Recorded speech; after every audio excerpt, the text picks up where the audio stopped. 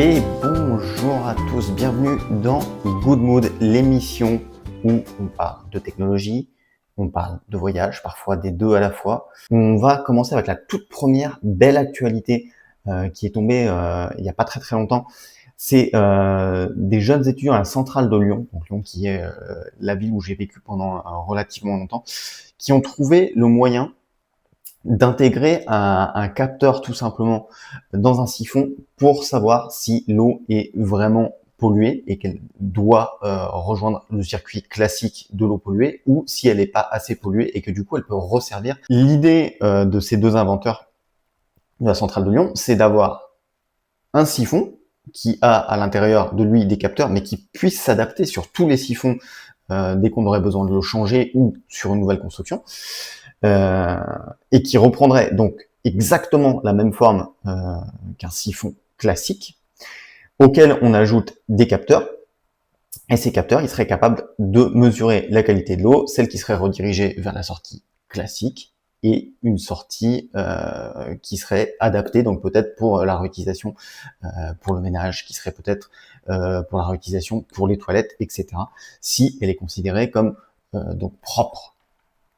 À savoir que de l'eau savonneuse qui irait dans des toilettes, moi ça me choquerait pas, mais on va avoir aussi à un certain moment ce souci de stagnation, parce que quand on a notre bac à toilette, imaginons, qui fait je sais pas une vingtaine de litres, si on avait de l'eau avec du savon dedans et que on partait pendant 2 semaines en vacances, bah, ça veut dire qu'on aurait du dépôt et ce serait pas la meilleure solution. Voilà, on a un deuxième article là-dessus qui a été fait, alors là, pour le coup, par Savoie News, parce que forcément, ça les intéresse, c'est des petits gars de chez eux qui ont inventé le Trifon. Découvrez le témoignage de Vincent Cajol, donc le cofondateur du Trifon, un siphon intelligent capable de trier l'eau propre de l'eau sale à la sortie d'un évier, lauréat de la 4e édition de l'appel à projet Agir pour l'avenir des Savoies, porté notamment par le Crédit Agricole. Ce dispositif innovant permet de récupérer jusqu'à 25 litres d'eau par jour pour un nouvel usage. Une belle avancée pour la gestion de l'eau. On va passer à une deuxième actualité, si vous voulez bien. On avait parlé également d'énergie, hein, forcément, la semaine passée. Et là, on a quelque chose qui vient de tomber. Au niveau du climat, la production d'électricité avec du charbon recule en Chine et en Inde, une première depuis 1973. Alors, comme ça, la production d'électricité avec du charbon, nous, ça nous paraît peut-être très loin, mais il faut savoir que la Chine et l'Inde sont les plus gros producteurs de CO2. Et là, c'est la première fois depuis 1973 qu'à la fois en Chine et en Inde, on a une production d'électricité avec du charbon qui recule. Parfois, c'était l'Inde, parfois, c'était la Chine. Là, on a les deux à la fois. Le ralentissement observé en 2025 dans les deux pays les plus consommateurs de charbon marque un tournant historique. S'il se poursuit, les émissions de gaz à effet de serre pourraient cesser d'augmenter. Donc, on est carrément sur une cessation de l'augmentation des émissions de gaz à effet de serre. Et ça, c'est un débat qu'on a maintenant depuis, je pense, plus de 20 ans. On n'arrête pas d'entendre ce CO2, les émissions de gaz à effet de serre, cette fameuse couche d'ozone. Donc, ce serait vraiment quelque chose d'incroyable si on restait sur ces tendances. On va voir que c'est pas encore complètement certain. En 2025, en tout cas, la production d'électricité à partir de charbon a diminué simultanément en Chine et en Inde pour la toute première fois depuis 1973. Une première depuis 52 ans. Les deux pays les plus peuplés au monde sont aussi ceux qui utilisent le plus de charbon, un combustible fossile particulièrement néfaste pour le climat. C'est une excellente nouvelle. Selon The Guardian, qui s'en est fait écho, l'étude commandée par le site d'information climatique Carbon Brief. Alors Carbon Brief, tout simplement, c'est une université scientifique qui va se concentrer uniquement sur les émissions de carbone, montre que l'électricité produite par les centrales à charbon a diminué de 1,6% en Chine. Donc 1,6% en Chine, peut-être que ça paraît pas énorme, mais il faut se rappeler la taille aussi de la Chine par rapport ne serait-ce qu'à l'Europe. Et de 3% en Inde, l'année dernière. Il faut dire que l'une et l'autre ont particulièrement investi dans des énergies dites propres pour répondre à la demande croissante en électricité de leur population. En 2025, la Chine a ajouté sur son réseau électrique 300 gigawatts de panneaux solaires et 100 gigawatts d'éolien. À savoir qu'on a une bonne nouvelle aussi sur l'éolien. On est en train de commencer à faire les premières éoliennes qui sont 100% recyclables. Jusqu'à là, le problème de l'éolien, c'était qu'on le mettait en place, il servait pendant 10, 15, 20 ans, selon la qualité des produits qui étaient utilisés. Et très souvent, ces éoliennes, une fois qu'elles n'étaient plus en état de circuler, puisque les pales n'étaient plus assez performantes, on faisait tout simplement tomber ces éoliennes et on les enterrait. Il y avait absolument zéro recyclage sur les éoliennes. Et ça, on en parlera dans une des prochaines émissions. En tout cas, ce n'est plus complètement vrai et les premières éoliennes justement qui sont recyclables viennent de Chine. Donc la Chine a ajouté sur son réseau électrique 300 gigawatts de panneaux solaires et 100 gigawatts d'éolien. Donc on a aussi les panneaux solaires qui pour l'instant ne sont pas complètement recyclables, mais on va y arriver de plus en plus et des panneaux solaires durent très très longtemps dans le temps pour le coup. Un nouveau record qui représente plus de 5 fois la capacité totale de production d'électricité existante du Royaume-Uni. Donc là, voilà, il faut bien se rendre compte. Hein. Peut-être que pour nous, 1,6% de diminution des centrales à charbon, c'est pas énorme sur la Chine, mais voilà, il faut vraiment relativiser par rapport à la taille du pays. En contrepartie d'une déforestation, j'en suis sûr, pour les panneaux. Alors, on va rester sur des good news aujourd'hui, mais effectivement, pour mettre du panneau solaire, soit on va être sur des terres agricoles à un moment, soit on va être sur de la déforestation. Mais imaginons aujourd'hui, parce qu'on va rester dans quelque chose de très positif, peut-être que ça va être simplement sur des bâtiments qui auront peut-être besoin d'avoir un toit plat et qui, du fait, utiliseront des panneaux solaires. Peut-être que ces panneaux solaires aussi pourraient être au-dessus de serres. Imaginons. Pourquoi pas? Si on veut aller jusqu'au bout du bout de la bonne nouvelle, ça pourrait être le cas. En plus, ça protégerait de certaines conditions climatiques venteuses ou etc. Si c'était mis voilà, au proche de serre et à des endroits où vraiment ça ferait une barrière au vent. Essayons d'imaginer que ça puisse être ça. De son côté, l'Inde a installé 300 gigawatts de panneaux solaires, 6 gigawatts d'éolien et 3,5 gigawatts d'hydroélectricité selon l'étude. C'est la première fois que ces investissements dans les énergies renouvelables s'accompagnent d'un recul de la production d'électricité au charbon. Hop, je vais vous remettre le chat parce que là, à chaque fois que je clique, voilà. Ainsi, cette baisse simultanée en Inde et en Chine pourrait être le signe d'une tendance plutôt globale qui aura des implications à l'échelle internationale. Le secteur énergétique de ces deux pays est responsable de 93% de l'augmentation des émissions mondiales de CO2 entre 2015 et 2024. On imagine, là, on est sur 93% d'augmentation vient de ces deux pays-là et ils sont en train de faire un effort, ils sont en train de mettre en place des énergies un petit peu plus vertes pour, en tout cas, abandonner le charbon. Ce que nous, on a peut-être fait il y a plusieurs dizaines maintenant d'années. Il faut un début à tout. Il faut aussi savoir que la pollution, c'était pas la préoccupation principale de la Chine ou de l'Inde. Quand on a du mal à tout simplement manger, il y a un moment, peut-être que l'écologie n'est pas tout de suite notre principale préoccupation. Sur les parkings extérieurs également aussi, il y a du panneau solaire. Hein. De plus en plus sur des bâtiments en fait, qui soient agricoles ou qui soient du parking ou qui soient même des logements. Hein. Carbon Brief souligne « Les défis demeurent nombreux, mais le déclin de leur production d'électricité à partir de charbon marque un tournant historique, ce qui permet d'entrevoir la possibilité que les émissions planétaires de gaz à effet de serre cessent à terme d'augmenter. » Et ben ça, on va se la garder complètement, cette phrase-là, je pense. Hop. Et après, on va partir sur une nouvelle encore plus positive, encore plus simple, encore plus sympathique que j'ai à vous donner. Alors, l'info numéro 2. Donc, on était, je remets le chat aussi ici. Hop, hop. La production d'électricité avec du charbon recule en Chine et en Inde, une première depuis 1973. Et pareil, hop, on va mettre ça dans les good news. hop, hop. Pour la première fois depuis 1973, les plus gros émetteurs de CO2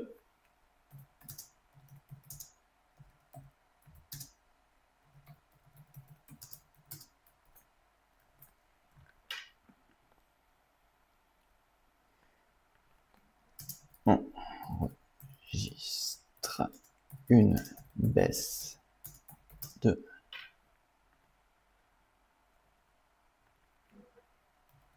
leurs empreintes carbone. Donc ça, on va mettre un point pour le coup, puisque c'est une actualité. Les défis demeurent nombreux. Alors, on va mettre le déclin. Le déclin de leur production d'électricité à partir de charbon marque un tournant historique, ce qui permet d'entrevoir la possibilité que les émissions planétaires de gaz à effet de serre cessent à terme d'augmenter. Je pense que c'est pas mal. Ça, c'est vraiment le genre d'info qui fait plaisir. Je mets bien sûr la source, c'est courrierinternational.com. Donc on va mettre courrier international. Hop. Comme ça, vous pourrez retrouver, si vous le souhaitez, bien sûr, l'information hop, en entier, puisque là, on se contente de citations finalement. Hop, hop. Est-ce que ça convient comme ça? Est-ce que c'est des résumés qui sont assez clairs pour vous? Est-ce que c'est une façon de présenter les sujets qui vous intéressent? N'hésitez pas à me faire des retours aussi là-dessus. C'est hyper important de savoir si c'est lisible, parce que si moi j'arrive à le lire, mais que vous n'y arrivez pas, peut-être que je peux faire un zoom, peut-être que je peux augmenter certaines choses pour que vous puissiez tout simplement y voir mieux et que ce soit plus clair et plus limpide tout au long de l'émission. Hello, Son of Midnight, bonjour, bienvenue dans Good Mood. Good Mood, c'est une émission qui a lieu le lundi, le mercredi et le vendredi à 10h, où on essaie de décortiquer les actualités positives qui sont tombées dans la semaine, et où on parle de voyage, et où on parle également de technologie. En tout cas, bienvenue à toi. Comment t'es tombé sur notre chaîne? Est-ce que tu veux nous dire? Et justement, on va parler ensemble. Je vais vous donner la parole pour la première fois sur cette première demi-heure. C'est quoi aujourd'hui vos plaisirs coupables? Est-ce que vous avez un plaisir coupable? C'est-à-dire quelque chose que vous faites, qui vous fait du bien, mais qu'à la fois vous n'êtes pas complètement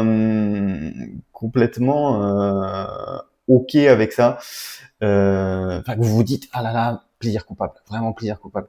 Et tout à l'heure, en plus, j'ai pas mis la page web quand on était en train de lire. C'est un peu dommage. C'est un peu dommage. Hop. Est-ce que vous avez un plaisir coupable de ce type-là? Par exemple, je vais vous donner un plaisir coupable quand j'étais en études. On avait un petit groupe d'étudiants, hein, et notre plaisir coupable, c'était de regarder Plus belle la vie. C'est quelque chose, ça se dit pas vraiment en société, surtout quand on a une vingtaine, 25aine d'années. Ça passe assez mal, et pourtant, bah, ça nous fait du bien. On rentrait le soir, on se regardait Plus belle la vie, et des fois même on le regardait en replay, voilà, et on était ensemble, et on était contents, et ça nous faisait du bien. Est-ce que vous avez quelque chose comme ça de plaisir coupable? Je sais qu'il y a très très bientôt une série qui s'appelle Les Chroniques de Bridgerton. Voilà, moi c'est pas ma came, mais ça peut peut-être être la vôtre. Et ça c'est vraiment le type de plaisir coupable, c'est-à-dire qu'il n'y a pas vraiment de scénario, il y a des très très beaux plans, hein, forcément. On est quand même sur du cinéma, mais on sent que voilà, c'est plaisir coupable, quoi. Est-ce qu'il y en a chez vous? Est-ce qu'il y a des choses que vous auriez envie d'avouer à cette petite communauté ce matin, ou pas du tout, et on passe à la suite? On peut aussi également passer à la suite. Hop, n'hésitez pas à me dire. Je continue à vous lire. On va partir sur une supra-nouvelle. Alors cette fois, je vous remets bien sur le web. Est-ce que vous voyez bien l'écran? Est-ce que c'est OK? La nouvelle, c'est sur la parité entre les hommes et les femmes. C'est sur du sport féminin. Et on va lire ce petit article. Tac, tac, tac. La Ligue professionnelle de hockey féminin dépasse le cap du million de spectateurs et spectatrices à vie. Donc ça veut dire qu'il y a 1 million de spectateurs qui ont été voir un match de hockey.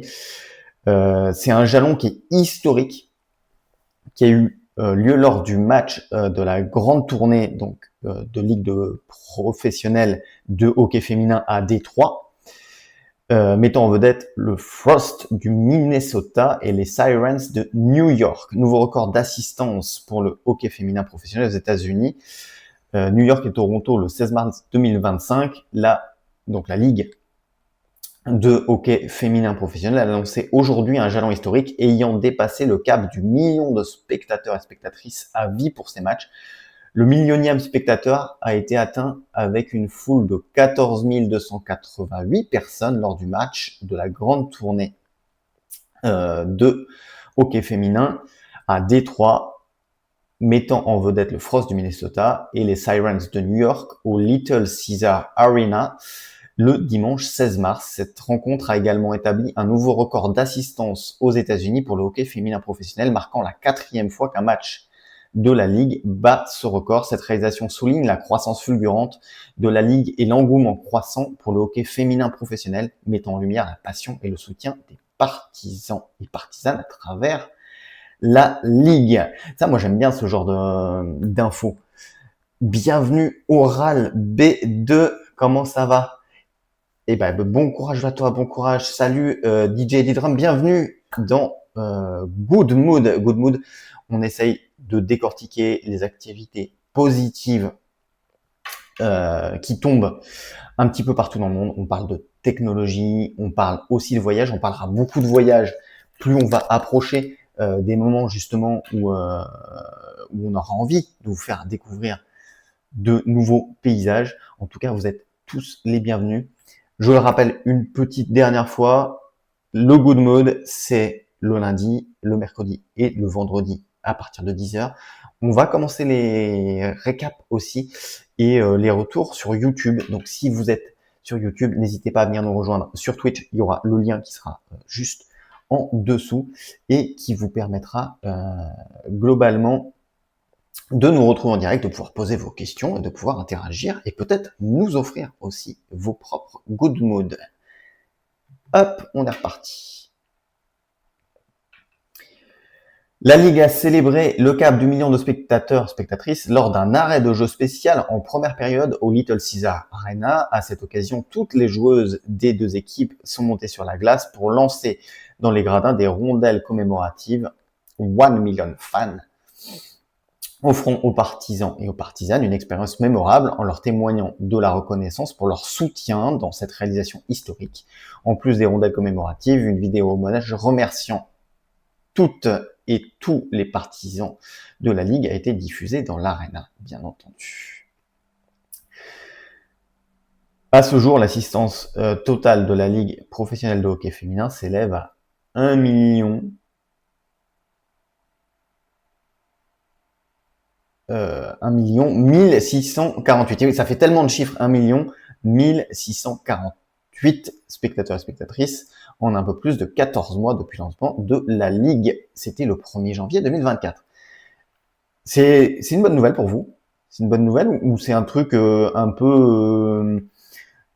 petit peu trop niche, un peu trop source? C'est vrai que dans l'émission, on va essayer d'aborder des sujets qui vont nous concerner tous. Là, on parlait tout à l'heure de pollution, on parlait d'électricité. Il y a des moments aussi où on va parler de choses qui sont peut-être plus niches, tout simplement parce que c'est des très très bonnes nouvelles pour ces niches-là, et qu'il faut aussi qu'on arrive à alléger un petit peu. Si on parle que de choses hyper sérieuses tout le temps, je pense qu'on va perdre un petit peu l'essence de l'émission, mais ça c'est un petit peu aussi à vous d'en décider. DJ D-Drum, est-ce que toi tu as un petit plaisir coupable? Yohan Chipleg, le plaisir coupable. Le plaisir coupable, qu'est-ce que ça va être pour toi? Peut-être la pizza à l'ananas? Ah là là là là. N'hésitez pas, en tout cas, si vous avez un petit plaisir coupable que vous voulez partager avec nous. Moi, je vous l'ai dit, hein, c'était l'époque où j'étais en études et où on regardait Plus belle la vie. Plus belle la vie, on n'a pas le droit de dire qu'on regarde ça, et pourtant, ça fait tellement de bien.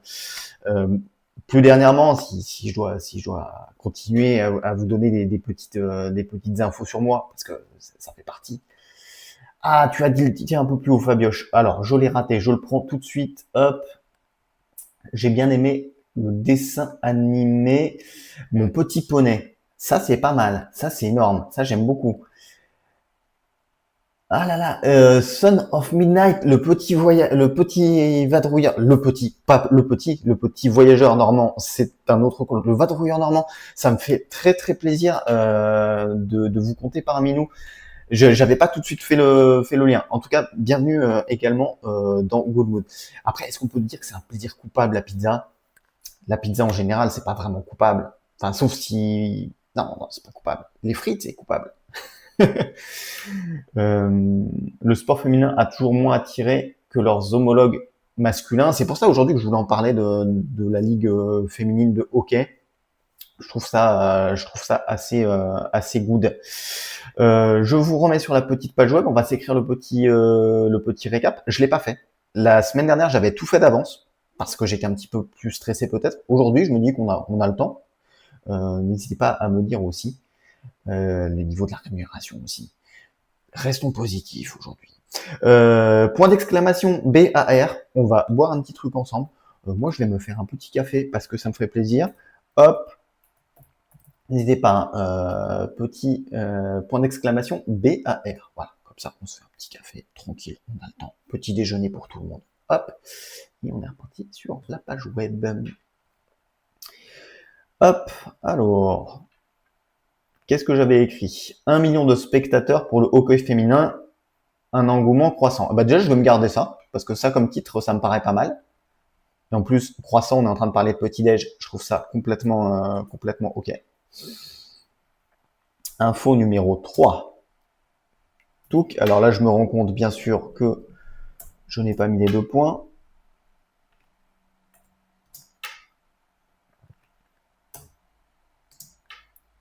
Hop, je mets un petit point ici. Je vais... Oh, ouais, non, c'est pas du tout ça que je devais faire. Hop. Hop. Désolé. J'ai fait une petite erreur. Hop, supprimer le message. Oui. Hop. Elle n'est pas encore complètement publiée. Un engouement croissant. Alors, je vais essayer de réécrire ça le plus intelligiblement possible.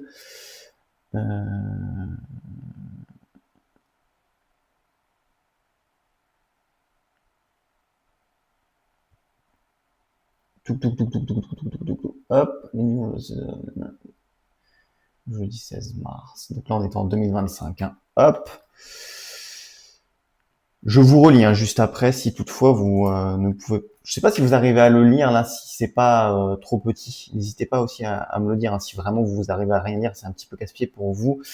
Hello Chris Piff, bienvenue à tous. Vous êtes dans Good Mood. Good Mood, le lundi, le mercredi, le vendredi à 10h. On décortique les actualités positives de la semaine, de la journée. Merci beaucoup pour le raid. En tout cas, n'hésitez pas à aller suivre Chris Piff, qui va faire plutôt du jeu vidéo, qui va tester des jeux vidéo. Et bienvenue à tous ceux qui nous rejoignent, bien sûr. En biathlon, que je suis beaucoup, ils ont les mêmes rémunérations et niveau retransmission TV, ils bénéficient du même temps d'antenne. Ça, c'est bien. De plus en plus aussi, on voit le Tour de France féminin qui est mis en avant. Et bienvenue à tous en tout cas. Merci beaucoup Chris Piff et bonne année. Meilleurs vœux à tous ceux que je n'ai pas vus pour cette toute première de Good Mood. Tac. Alors, je ne sais pas si vous arrivez à bien le lire. N'hésitez pas à me le dire. Dans tous les cas, je vais vous le relire en même temps. Le millionième spectateur a été atteint avec une foule de 14 288 personnes lors du match de la grande tournée. Alors, je vais peut-être pas mettre lors du match. Je ne veux pas mettre de la grande tournée parce que c'est un petit peu redondant. mettant en vedette le Frost du Minnesota et les Sirens de New York au Little Caesar Arena le dimanche 16 mars. Et là, je vais mettre 2025 puisque ce n'est pas écrit ici. Il y avait une petite phrase que j'aimais bien. On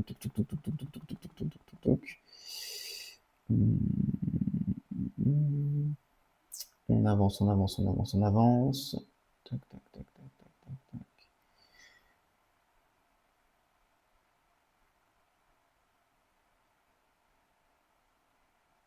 Ah, je pense que c'est pas mal. Dites-moi si ça vous suffit comme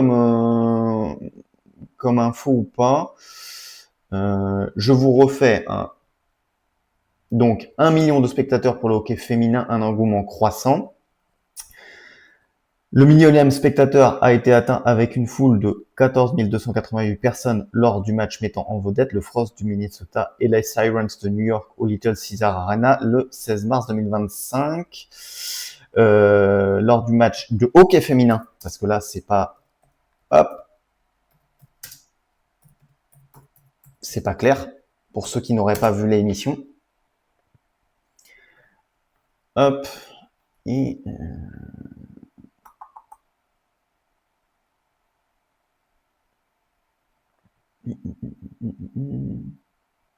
oh, je pense que c'est pas mal.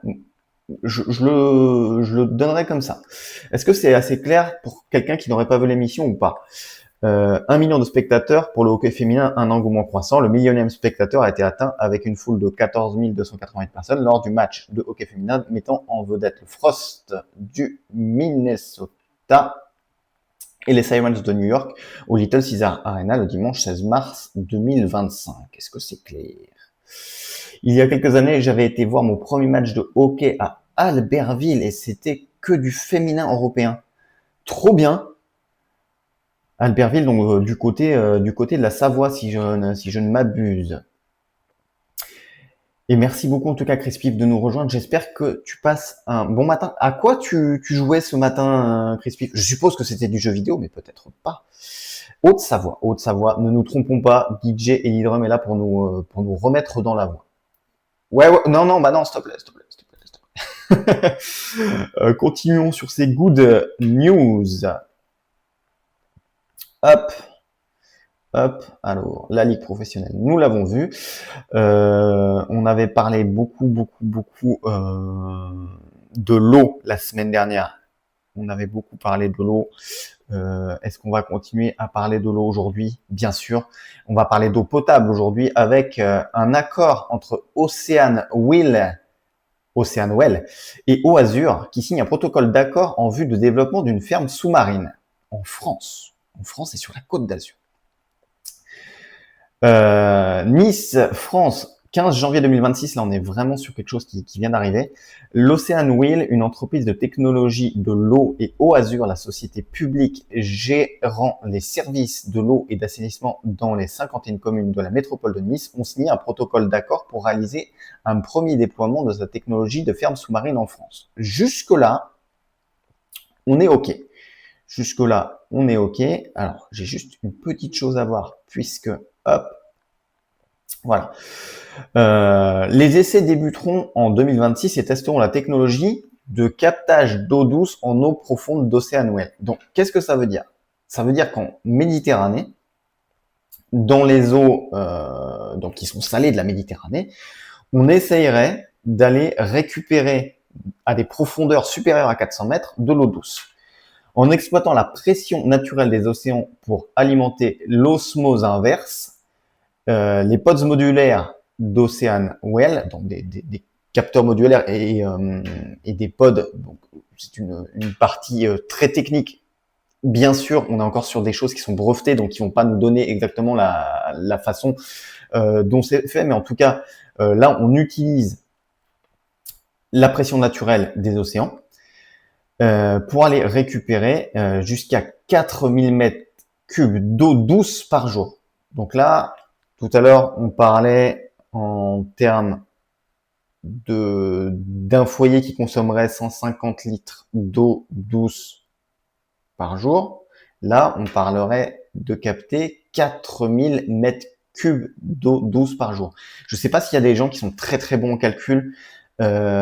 C'est énorme. Cette approche est conçue pour réduire les besoins énergétiques par rapport au dessalement traditionnel, tout en limitant les rejets de saumure concentrés et l'impact sur les écosystèmes marins. Donc, le PDG d'Océan Well voudrait assurer l'avenir de nos ressources en eau, puisque c'est un défi mondial, et cela exige des solutions qui fonctionnent avec la nature plutôt que contre elle. Pourquoi on dit avec la nature plutôt que contre elle? Puisque là, on utiliserait déjà la pression naturelle des océans plutôt que d'aller peut-être rechercher beaucoup d'électricité pour alimenter des pompes, pour aller chercher à 400 mètres de profondeur de l'eau qui serait douce. De la Californie à la Côte d'Azur, nos fermes aquatiques sous-marines sont conçues pour fournir un approvisionnement fiable et résilient au climat, sans le coût environnemental du dessalement traditionnel.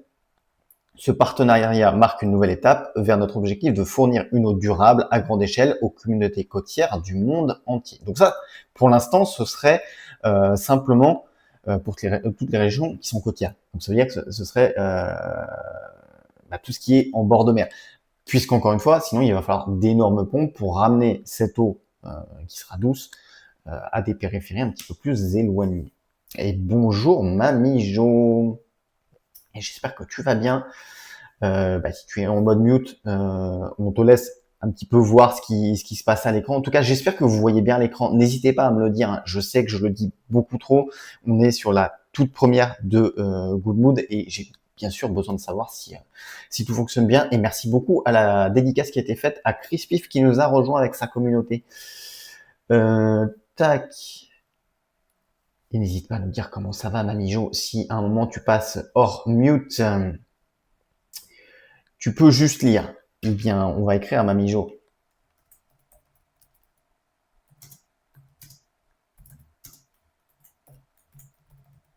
Hop, voilà. Sur portable et sur PC, tout fonctionne nickel. Merci beaucoup, Eddie Drum. J'espère que toi, ça va bien de ton côté. N'hésitez pas à rejoindre notre ami DJ Eddie Drum. Vous cliquez sur son petit pseudo. Il fait de la très très bonne musique. Il a des sélections qui sont toujours très très variées. Tous les samedis, après-midi. Si tu veux nous donner l'heure, n'hésite pas à nous la redonner. Je l'ai pas en tête, à vrai dire, mais je sais que c'est le samedi après-midi. En tout cas, c'est son hebdomadaire, et avec toujours des nouvelles pépites au niveau mélodique, et puis pour monter petit à petit vers de la trance music. Et si je dis des bêtises, tu n'hésites pas à me reprendre également.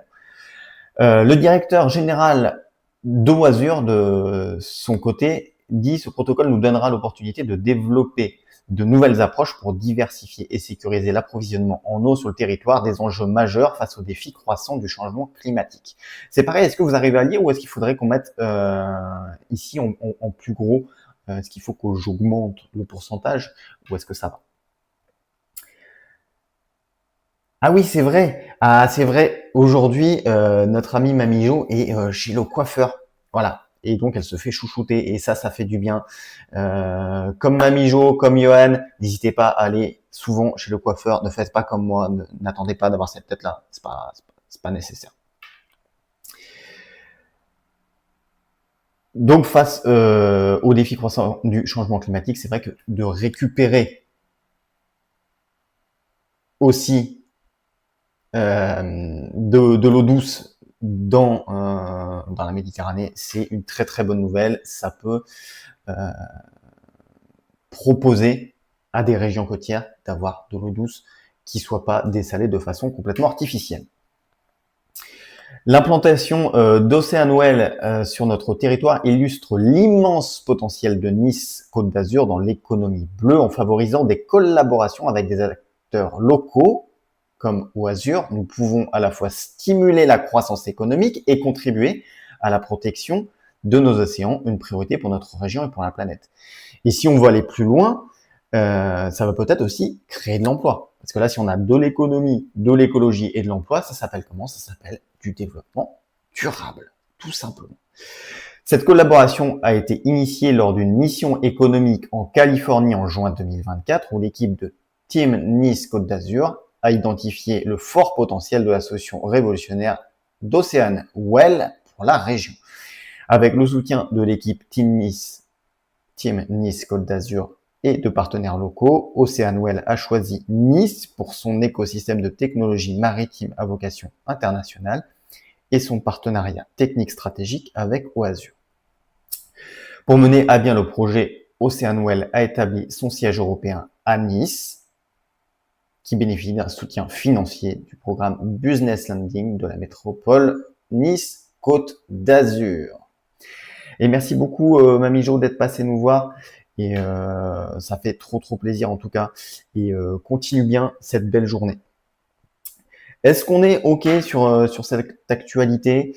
Alors, qu'est-ce qu'on avait écrit? Je vous remets sur la petite page web. De ce côté-là, je crois que j'avais pas commencé. Voilà, je n'avais pas commencé. Voilà à quoi ça ressemble. Capter de l'eau douce en eau profonde de la Méditerranée. Est-ce que ce titre vous paraît assez accrocheur? Est-ce que ce titre vous paraît logique? On va essayer d'aller choper une petite image. Pour le coup, ils nous ont pas proposé.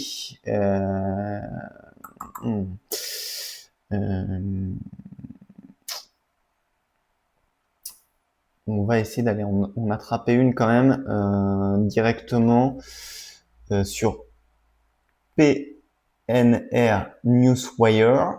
Hop. PRN Newswire, qui est une agence de presse américaine située à New York. Donc c'est vraiment un média auquel on peut se fier. Hein. Je vais regarder Ocean Well, éventuellement s'ils avaient une petite photo.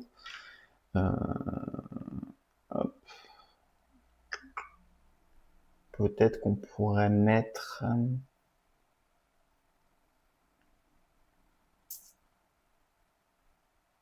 Ah, celle-ci me paraît très bien. Celle-ci me paraît très bien. Hop. Elle est toute petite par contre.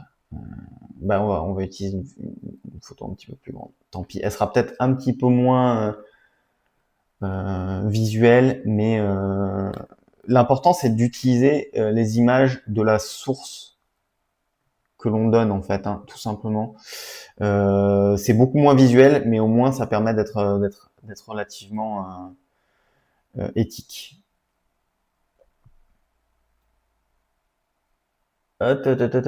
Merci beaucoup. Yes, samedi après-midi, ce samedi stream XXL, car aujourd'hui c'est ton birthday. Bon anniversaire, DJ D-Drum. J'ai dû le lire, très sincèrement, et j'ai dû l'oublier.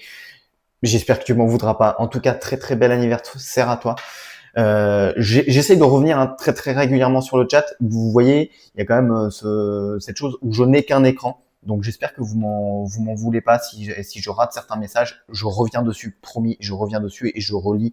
Et merci beaucoup. Hein. Merci beaucoup en tout cas d'être là. Ça fait extrêmement plaisir de pouvoir proposer cette matinale. Ce sera pour commencer 3 fois par semaine, j'espère bientôt en quotidienne, parce que on a énormément de choses à dire et je pense qu'on a énormément besoin d'avoir des bonnes nouvelles. Pareil, dites-moi si c'est pas le cas, mais en tout cas, moi j'ai ce sentiment-là. Je n'oublie pas qu'il se passe des choses très graves dans le monde. Mais si pendant 2 heures on peut parler que de choses positives, je prends tout de suite. On va continuer avec l'info numéro 4 du jour. Ce que je vais vous proposer à la fin, c'est qu'on choisisse peut-être seulement 3 infos, ou est-ce que pour vous, on garde à chaque fois toutes les infos qu'on a évoquées dans Good Mood. Je sais pas si c'est intéressant en fait d'avoir vraiment beaucoup d'infos, ou si à chaque fois on se dit ok, on se garde ces 3-là, on se fait une petite publication, ceux qui l'ont raté, ils peuvent venir voir sur Discord tranquille, ou si vraiment on se fait un pavé. Là, vous voyez, le pavé commence à être relativement quand même conséquent. C'est pour ça que je pose la question. Donc, je vais l'écrire quand même. On est ensemble. On se fait plaisir aujourd'hui, donc pourquoi pas. Mais à l'avenir, peut-être qu'on en gardera que 3, même à la fin de cette émission. Donc là, on était capté de l'eau douce en eau profonde de la Méditerranée. C'est pareil, hein, si c'est pas clair, si vous pensez qu'il y a mieux comme titre, vous n'hésitez pas à me le dire. Je Je suis là vraiment pour vous écouter et donner la meilleure information possible à ceux qui n'auront pas vu l'émission aussi. Tac. Donc là, on va pouvoir se reprendre ça. Tac, tac, tac, tac, tac.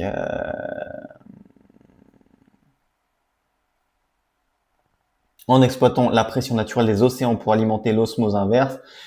Bon, on va se garder ça. On va se garder à peu près les chiffres qui sont intéressants. Et puis les deux acteurs. Tac. En exploitant la pression naturelle des océans pour alimenter l'osmose inverse, on va garder le nom Ocean Whale. Espère, parce que pour l'instant on est encore un...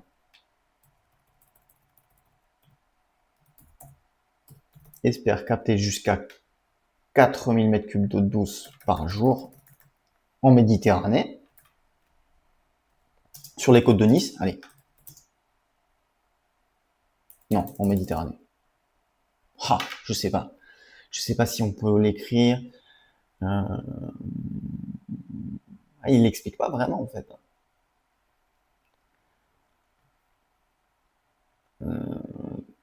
Dans des profondeurs.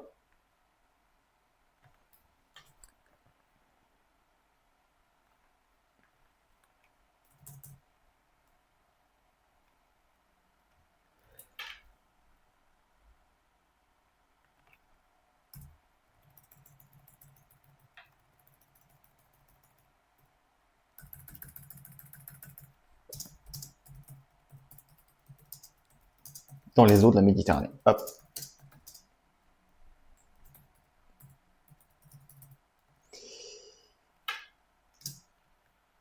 Je vais essayer de pas me tromper en écrivant Méditerranée. Apparemment, je ne sais pas écrire Méditerranée, ce qui est bien possible. Hop.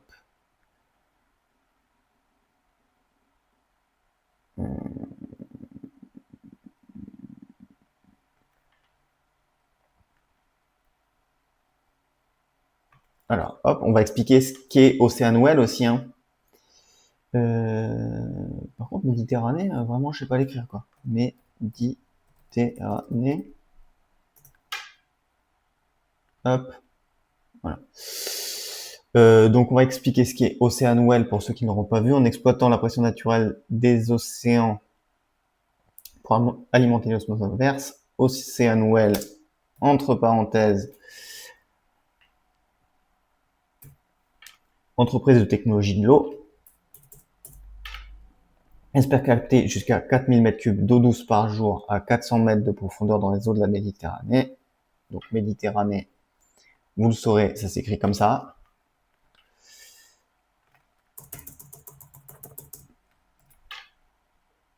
Hop.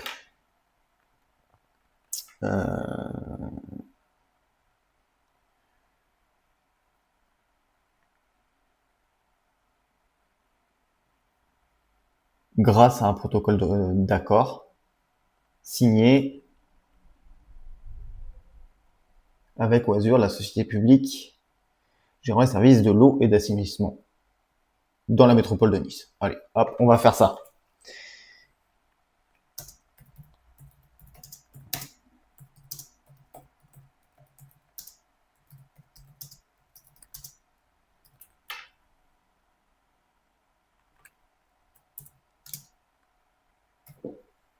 La société publique gérant les services de l'eau et d'assainissement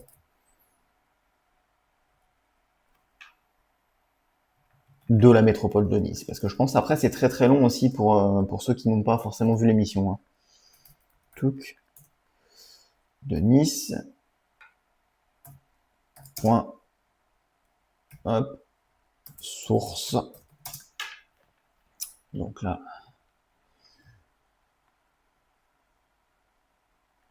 Tac. Et je le disais tout à l'heure. PRN Newswire, c'est tout simplement une agence de presse américaine.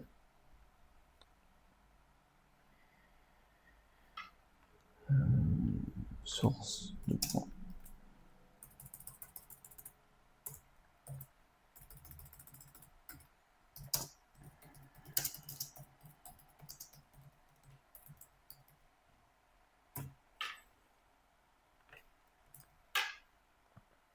Alors là, pour le coup, ça fait un petit moment que je vous ai pas lu. Est-ce que tout est OK pour vous?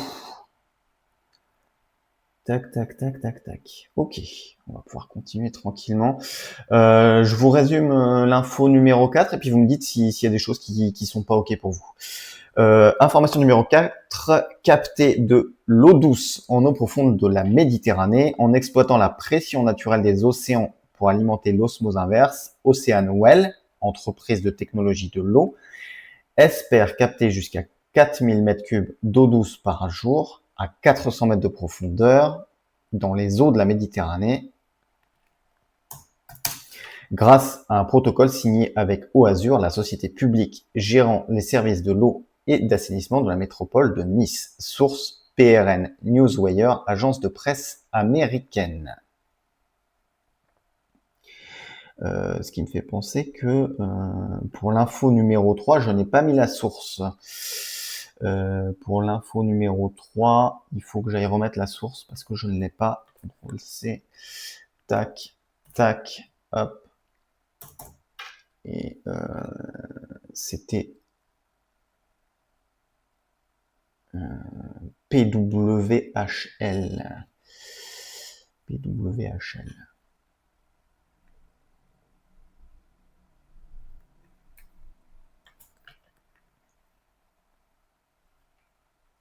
Hop, il faut absolument que je mette les sources à chaque fois. C'est très très important si on veut rester dans des choses qui soient de l'information. Hop. Et c'est la ligue de hockey féminin, The PWHL. Voilà. Hop. Est-ce que c'est clair comme ça? Donc là, on a le petit visuel où on a bien utilisé la même source.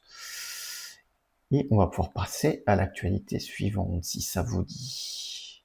Est-ce que c'est clair pour vous? Est-ce que tout va bien? Est-ce que vous passez une bonne matinale en ce moment? Est-ce que tout est OK? Hop, on va pouvoir continuer si tout est bon pour vous. Ça fait trop plaisir en tout cas de pouvoir proposer cette matinale très très prochainement, peut-être quotidienne, et ça ferait vraiment plaisir. Continuons, sujet suivant. Alors le sujet suivant, on va parler d'intelligence artificielle. Oui. On va parler d'intelligence artificielle et de OpenAI. OpenAI, c'est notamment ChatGPT. Moi aussi, ça me fait très très plaisir de pouvoir restreamer. J'attendais vraiment DJ Drum. Je sais pas si tu avais vraiment suivi toutes les infos. Il fallait absolument que j'ai la fibre pour pouvoir streamer, pour pouvoir être aussi fluide que ce qu'on l'est en ce moment. Et malheureusement, jusqu'à là, c'était pas possible. Il n'y avait pas la fibre. Donc, ça voulait dire prendre le véhicule, aller à quelques mètres d'ici pour aller proposer un sujet. Et là, c'est tellement plus simple. On a vraiment le setup qui, pour moi, est efficace, quoi. Voilà. Donc, si ça l'est aussi pour vous, et si en plus on peut rediffuser ça petit à petit sur YouTube pour être de plus en plus nombreux, et que vous puissiez aussi m'apporter des good news, parce que c'est le plus important, c'est vraiment ce partage, c'est que vous aussi vous ameniez votre bonne humeur, que vous ameniez vos bonnes nouvelles, et qu'on continue ensemble en fait à faire vivre cette aventure. Manque juste ton double screen pour plus de confort. Exact. Pareil, c'est quelque chose qui viendra peut-être avec le temps. Ce qui avait été évoqué au tout départ, c'est que Good Mood soit vraiment une quotidienne. Voilà, ça devait se passer comme ça. Ce que j'avais vraiment besoin, c'était de minimaliser mon espace de travail pour pouvoir également bosser le reste du temps. Donc bosser si j'ai envie de faire de la musique, bosser sur de la musique. Certains le savent peut-être, je suis créateur aussi, producteur de musique. Je suis créateur de vêtements, donc j'ai besoin de place pour faire du vêtement. Donc là, globalement, vous êtes en face de moi sur un téléphone qui est retransmis directement sur l'ordinateur en Wi-Fi, d'où le besoin du Wi-Fi. et il y a rien d'autre. Il y a rien d'autre. Il y a un tout petit peu de lumière derrière qui d'ailleurs a eu l'air de petit à petit s'atténuer, et c'est pas très très grave. Je pense que c'est pas très grave. Si toutefois ça fait un petit peu de grain, n'hésitez pas à me le dire. Je peux rajouter une lumière supplémentaire. D'ailleurs, je pense que je vais le faire en cette deuxième partie d'émission. Il n'y a pas de micro, il n'y a pas de carte son. Le but, c'est vraiment de voir si ça fonctionne, voir si vous êtes content de ce format, et éventuellement, à ce moment-là, il y aura peut-être un double screen avec un petit écran sur le côté. J'aurais adoré avoir le chat comme je pouvais l'avoir en IRL. Donc en IRL, c'est en découverte en voyage, qui soit directement devant moi, qui soit sur le téléphone. Pour l'instant, c'est pas possible, j'en ai pas la capacité technique. Donc voilà. On commence, on voit si ça vous plaît, et si ça vous plaît, effectivement, petit à petit, on pourra monter en gamme et avoir peut-être un peu plus de confort, peut-être avoir un meilleur micro pour pouvoir faire du podcast. J'en ai déjà parlé, de le mettre éventuellement sur Deezer, sur Spotify, sur Apple Music. Et j'ai la possibilité de le faire en plus. Là aujourd'hui, on est sur quelque chose qui semble-t-il est audible et que vous pouvez suivre depuis chez vous. Et c'était le plus important pour commencer cette émission. On est reparti. Hop, je vais aller faire un petit tour. Hop. Alors, on va parler d'OpenAI. Est-ce que vous avez bien le bon écran? Oui, c'est bon. Là, pour le coup, qu'est-ce qui va nous intéresser là-dessus? On va pas parler d'intelligence artificielle forcément aujourd'hui, sauf si vous avez des questions, et dans ce cas-là, je serais très ravi d'y répondre. OpenAI s'installe en région Île-de-France. C'est un signal fort pour les innovateurs mondiaux en intelligence artificielle. L'arrivée d'OpenAI à Paris marque une étape majeure pour l'écosystème tech de la région Île-de-France. On est parfois considéré comme en retard en France, et notamment donc du coup en région parisienne, par rapport à la tech.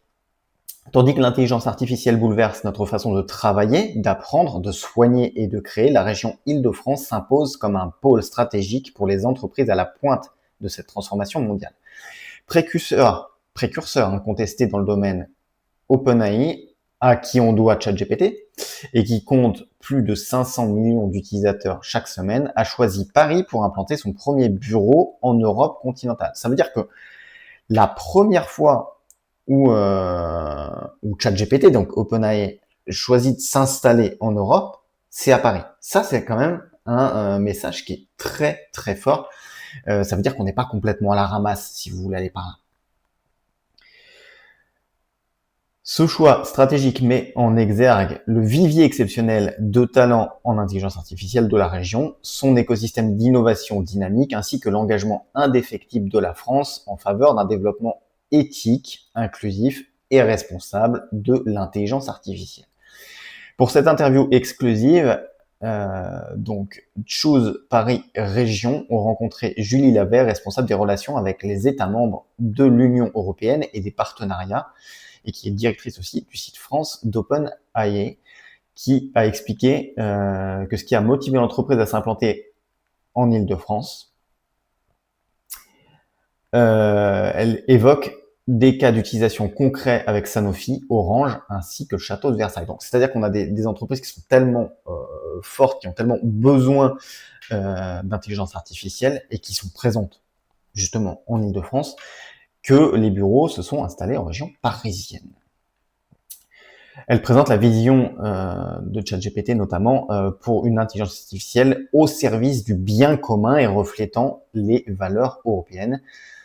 Alors si on doit présenter brièvement OpenAI et le rôle donc qu'a la responsable de relations avec les États membres de l'Union européenne au sein de l'organisation, c'est une entreprise spécialisée dans la recherche et le développement de l'intelligence artificielle, et la mission vise à assurer que l'intelligence artificielle générale profite à la société dans son ensemble. C'est peut-être pour ça qu'aujourd'hui, on a en tout cas une partie gratuite à ChatGPT. Alors, je relis un petit peu le chat, hein, ça fait un petit moment que je vous ai pas lu. Je suis contre, on ne se rend pas compte des tonnes et des tonnes d'eau utilisées, gaspillées pour refroidir les data centers, et je suis désolé, mais c'est pas très good mood. Alors, je suis complètement d'accord avec le fait que l'intelligence artificielle, c'est du gaspillage de l'eau. Il y a certains points sur lesquels l'intelligence artificielle va quand même nous faire gagner beaucoup de temps. La good news, si on veut, de cette présentation, c'est pas le fait que ChatGPT continue à grandir. Ça, c'est pas forcément une bonne nouvelle dans une mesure où de plus en plus de personnes vont arrêter d'utiliser, par exemple, Google pour des recherches très simples et vont utiliser ChatGPT. Ça, je trouve ça dommage. Je trouve ça une mauvaise habitude. On est d'accord. La bonne nouvelle, s'il en est une, c'est que OpenAI a décidé que le premier centre qui pourra servir à tout le monde de développement de ChatGPT en Europe soit à Paris. Et ça, je trouve ça une bonne nouvelle parce que ça veut dire que on n'est pas en complet décalage. La France a très très souvent été en décalage avec beaucoup d'années de retard. Et quand je parle de beaucoup d'années de retard, je parle de plus de 20 ans de retard sur ce qui peut se faire, par exemple, aux États-Unis. Là, il y a quand même un message fort à ce niveau-là. C'est en gros, à Paris, en France, vous n'êtes pas non plus trop en retard sur la technologie. C'est ça l'actualité un petit peu positive et dans le développement français et dans le développement aussi des emplois, parce que l'intelligence artificielle va arriver à un moment ou à un autre à remplacer des hommes par de l'intelligence. Ça, c'est le côté négatif. Ça, c'est le côté cercle vicieux. Il existe. Il y a aussi un cercle un peu plus positif, c'est que ça va aussi générer de l'emploi. L'intelligence artificielle ne fonctionne pas toute seule. Il lui faut des datas. On a déjà parlé un petit peu des datas lors de cet épisode pilote de Good Mood la semaine dernière. Ces data, il va y en avoir une partie qui vont être automatisées, mais pour l'automatisation, il y a un moment ou un autre où il y a des ingénieurs qui vont travailler, où il y a des chercheurs qui vont faire que justement ce script soit synthétisé. Et ça, c'est une bonne nouvelle puisque ça va créer aussi de l'emploi. Ça va créer de l'emploi, ça va d'un autre côté détruire certains autres emplois. À la fois, on parlait de graphisme. C'est vrai que ça fait très très mal de voir des grosses entreprises qui vont arrêter de faire appel à des graphistes parce qu'ils vont utiliser ChatGPT. Ça, je suis 1000 fois d'accord avec vous. Il y a aussi des entreprises qui ne peuvent pas, dans tous les cas, et qui, quoi qu'elles fassent, ne pourront pas ne pourront pas se payer les services d'un graphiste. Donc, dans ces cas-là, est-ce que on décide de dire on peut pas le faire, et donc c'est peut-être des entreprises qui vont chuter parce que tout simplement d'un point de vue marketing et communication, si ils n'ont pas l'argent pour payer un graphiste et qu'ils peuvent pas du tout faire de graphisme, et petit à petit ils vont se faire manger par d'autres entreprises. Donc on est sur clairement des auto-entrepreneurs qui vont pas pouvoir se lancer ou quoi que ce soit. Donc sur le graphisme, je trouve ça très grave quand c'est des grosses entreprises qui vont dire non, je préfère utiliser ChatGPT que de payer les services d'un graphiste. Maintenant, on parlait aussi d'autres choses. Si on parle en termes langagiers et en termes de promptage, la semaine dernière, on en a parlé un petit peu dans cet épisode pilote, sous-titré. Qui est intéressé aujourd'hui par sous-titrer? Je parle intellectuellement parlant, je parle à tous les niveaux. Pendant des années, j'ai sous-titré mes vidéos moi-même. C'est une perte de temps et je ne souhaite à personne dans sa vie à un moment d'avoir à sous-titrer toute la journée des vidéos. Donc là, à ce niveau-là, moi je trouve que l'intelligence artificielle est quand même très très intéressante. Elle me fait gagner du temps. J'ai pas l'impression de voler un travail à quelqu'un d'autre. Et j'ai l'impression qu'on est sur de l'intellectualisation, c'est-à-dire que la personne qui fera pas du sous-titrage, peut-être que elle pourra faire de la conférence langagière, c'est-à-dire utiliser l'intelligence artificielle et le prompt qui a été proposé et le rendre plus humain et utiliser d'autres termes parce qu'il y en a certains qui sont à modifier. Je sais pas si c'est clair. Donc, Peut-on être contre l'intelligence artificielle? Sur plein de sujets, il faudrait, mais à la fois, on peut pas non plus, en tant que génération, refuser complètement l'intelligence artificielle parce que c'est juste refuser le progrès en fait. Voilà. Donc on va rester sur le good mood du fait que euh, finalement ChatGPT, OpenAI ait décidé que le premier pays et la première ville dans laquelle on va s'implanter en Europe, c'est Paris et c'est la France. Voilà. C'était ça la bonne nouvelle du jour. Hop, on va continuer là-dessus. Mais je trouve ça très très intéressant, Fabio, ce que tu viens de souligner quand même. Alors, ChatGPT est un assistant d'intelligence artificielle personnelle, je pense que vous le connaissez, qui compte 500 millions d'utilisateurs actifs chaque semaine pour diverses tâches, telles que la rédaction. Donc là, la rédaction, je suis pas complètement d'accord qu'on utilise l'intelligence artificielle, mais malheureusement, c'est très utilisé. Le codage, c'est pareil, ça c'est des métiers qui disparaissent. L'apprentissage et la planification, ça par contre, des fois, ça peut être très intéressant. Et le regroupement d'informations aussi. Les versions de ChatGPT Team et Entreprise permettent aux entreprises et aux équipes de bénéficier des fonctionnalités de ChatGPT dans un environnement sécurisé et géré par un administrateur. On compte actuellement 2 millions d'utilisateurs professionnels payants de ChatGPT dans le monde. Par ailleurs, l'API OpenAI est utilisée par les développeurs et les entreprises pour intégrer nos modèles à leurs propres applications, sites web et outils.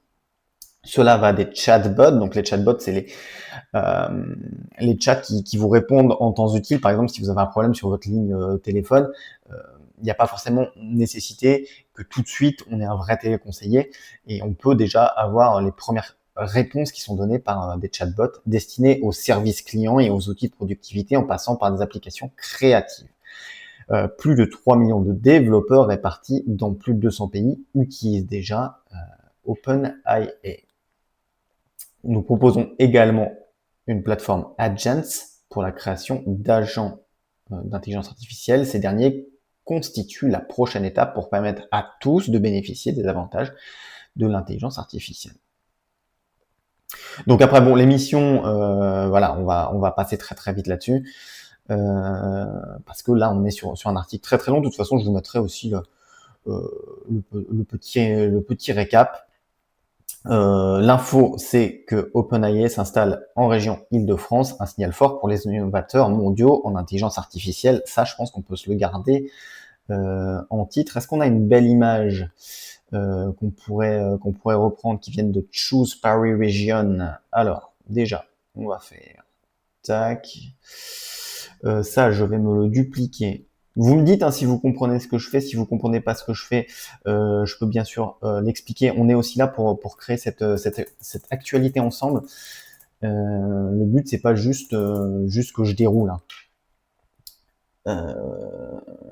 Donc, hop, région de France. Donc là, est-ce que, hop,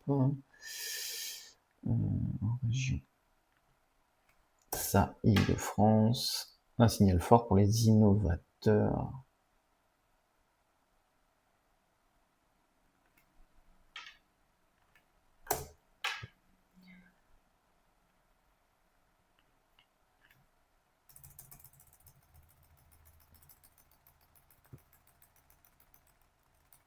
Alors, ça, je vais essayer de me mettre bien au milieu par contre. Tac.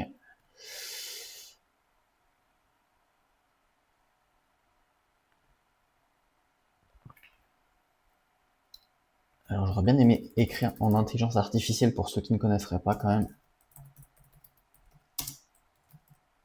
Artificielle, et c'est là. On va regarder ce que ça donne, si ça fait un titre qui est trop long ou pas. Non, ça va, ça fonctionne. Je trouve que ça fonctionne. Donc, on va essayer de se mettre bien au milieu.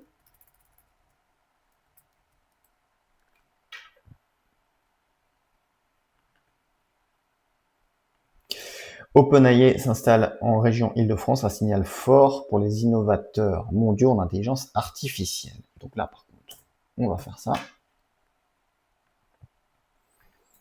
Tac, et on va aller dans le Discord. Donc, information numéro 5. Info.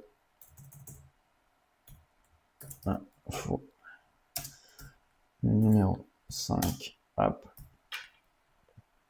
Hop.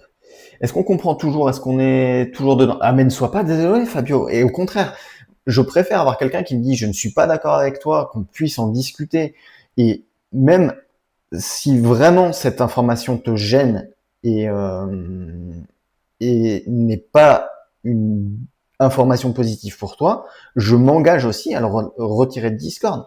Clairement, l'important, c'est qu'on puisse discuter ensemble, échanger ensemble.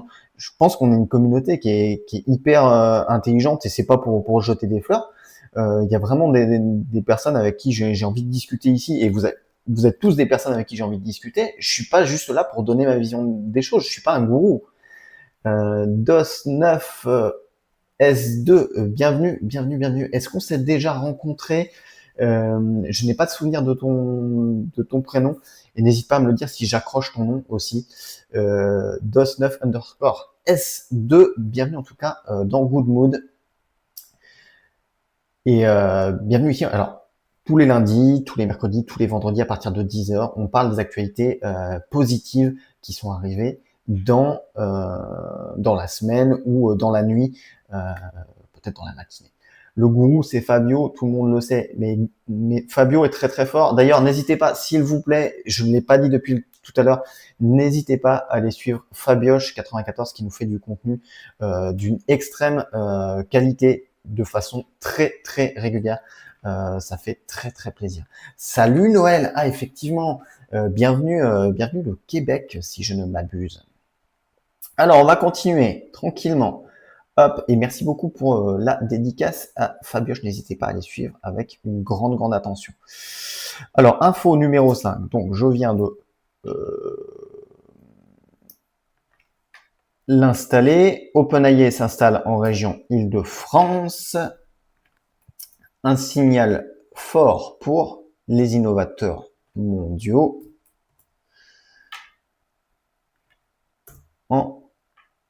Je vais mettre en termes d'intelligence artificielle si ça vous embête pas.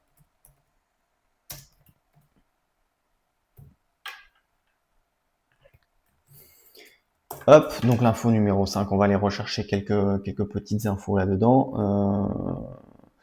L'arrivée d'OpenAI à Paris marque une étape majeure pour l'écosystème tech de la région Île-de-France.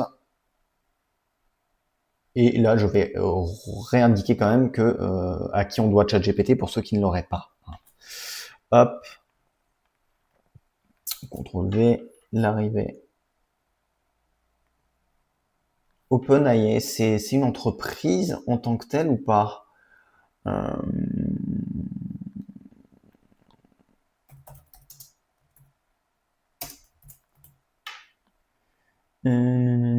C'est une entreprise. Donc on va mettre une entreprise puisqu'on va éviter de répéter tout le temps l'arrivée de notre à qui on doit, virgule, notamment chat GPT, l'entreprise, de l'entreprise à qui on doit notamment, de l'entreprise, virgule, à qui on doit notamment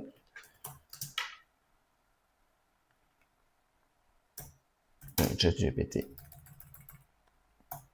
à Paris marque une étape majeure pour l'écosystème tech de la région Île-de-France. Est-ce qu'on peut en mettre un petit peu plus? Ce qui l'a motivé. Bon, je pense qu'on peut rester là-dessus. Est-ce que ça vous... Ouais, je pense que c'est peut-être pas la peine de faire trop long pour les personnes qui liront peut-être ça de façon plus vraiment en formation un peu rapide. Je pense qu'il faut que ça reste de la lecture rapide. Si vous n'êtes pas d'accord, c'est pareil, n'hésitez pas à me le dire. À chaque fois, je mets la source dans tous les cas, donc on peut très très rapidement aller retrouver les infos aussi. Tac tac tac. Alors là, par contre, je ne vois pas ce que j'écris et c'est un petit peu chiant. Voilà. Choose Paris region. Hop. Touk.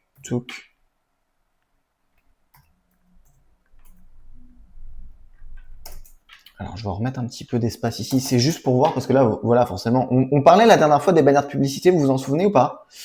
Là, par exemple, envoie des messages plus longs avec Discord Nitro. Oui, mais je veux bien, mais là, c'est pas le moment, quoi. C'est pas le moment. Si vous voulez tomber dans le monde sombre des Lego, venez le dimanche sur les lives de Fabio. Voilà. Mais ça c'est très très beau. Très très beau. Ça rime en plus, c'est parfait. Par exemple, dans mon boulot, on peut nettoyer un réseau chauffage avec des centaines de mètres carrés d'eau pour réaliser des économies de carburant et de matériel. Alors, imaginons en plus que cette eau qu'on utilise, ce soit de l'eau recyclée, et on serait pas bien là. On serait pas bien. Aïe aïe aïe, j'adore. On va continuer tranquillement. Nous arrivons sur le dernier quart de cette émission, les amis.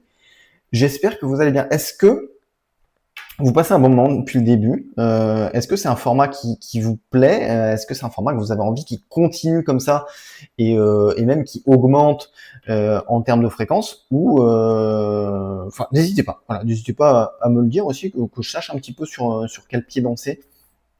On va continuer avec une nouvelle actualité. On va continuer à aller voir ce qui se passe du côté des bonnes nouvelles et on va parler d'emploi et de technologie avec France 2030. Est-ce que vous avez déjà entendu parler de France 2030 ou pas?